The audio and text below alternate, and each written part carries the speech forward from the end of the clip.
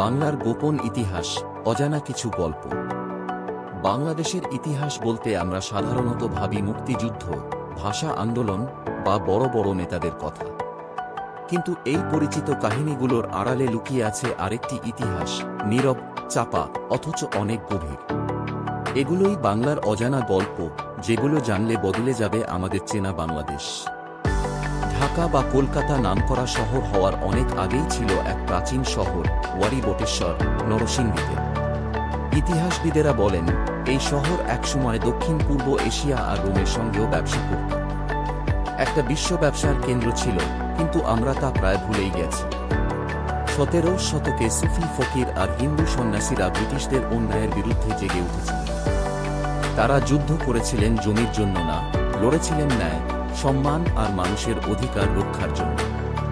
এই বিদ্রোহ ছিল ধর্ম আর জাতির ঊর্ধ্বে, ছিল একতা আর প্রতিবাদের প্রতীক। সিরাজউদ্দৌলা, বাংলার শেষ স্বাধীন নবাব। তাঁর হার ছিল কেবল একটি যুদ্ধে পরাজয় না, ছিল নিজের কাছের মানুষের বিশ্বাসঘাতকতা। এই বিশ্বাসঘাতকতার ফাঁকে ইংরেজ ইস্ট ইন্ডিয়া কোম্পানি চেপে বসে বাংলার উপর। ঢাকাই মসলিন এতটাই পাতলা, বাতাসের মতো, যে একটা শাড়ি একটা আংটির ভেতর দিয়ে চলে যেত। এই শিল্পটাকে ধ্বংস করে দিয়েছিল ইংরেজদের লোভ আর শোষণ। হাজারো দক্ষ কারিগরের জীবন নিঃশব্দে হারিয়ে গিয়েছিল। তবু আশার কথা, এখন আবার কেউ কেউ সেই হারানো ঐতিহ্য ফিরিয়ে আনার চেষ্টা করছেন। প্রীতিলতা ওয়াদ্দেদার মাত্র 21 বছর বয়সে জীবন দিলেন দেশের জন্য।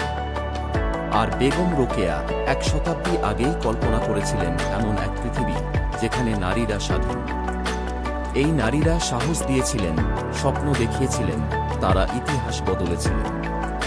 চাকমা, সাঁওতাল, গারো, অনেক আদিবাসী জনগোষ্ঠী নীরবে প্রতিবাদ করেছিলেন।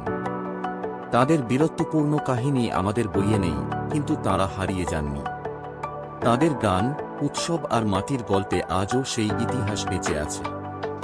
বাংলাদেশ শুধু রাজনীতি নয়, ছিল এক আধ্যাত্মিক মিলনের দেশ। সুফি, দরবেশ, পীর, পুরনো মন্দির আর মঠ, সব মিলিয়ে এক অনন্য সংস্কৃতির পথ চলা, যেখানে মানুষ ধর্মের ভিন্নতায় নয়, হৃদয়ের বন্ধনে এক ছিল। 21শে ফেব্রুয়ারির আগেই অনেক শিক্ষক, কবি আর সাধারণ মানুষ মাতৃভাষাকে বাঁচাতে এগিয়ে এসেছিলেন। তারা কারাবরণ করতেন, কিন্তু বাংলা ভাষায় পাঠদান বন্ধ করতেন না। তাদের স্বপ্নই ছিল আমাদের ভাষার অস্তিত্বের মূল। এই গল্পগুলো হয়তো ইতিহাসের পাতায় বড় করে লেখা নেই, তবে এগুলোর ভিতরেই লুকিয়ে আছে আমাদের আত্মা, আমাদের শিকড়। এসো এগুলোকে আলোতে নিয়ে আসি, কারণ কোনো গল্পই ভুলে যাবার নয়। প্রতিটি ছোট গল্পই গড়ে তোলে বড় বাংলাদেশ।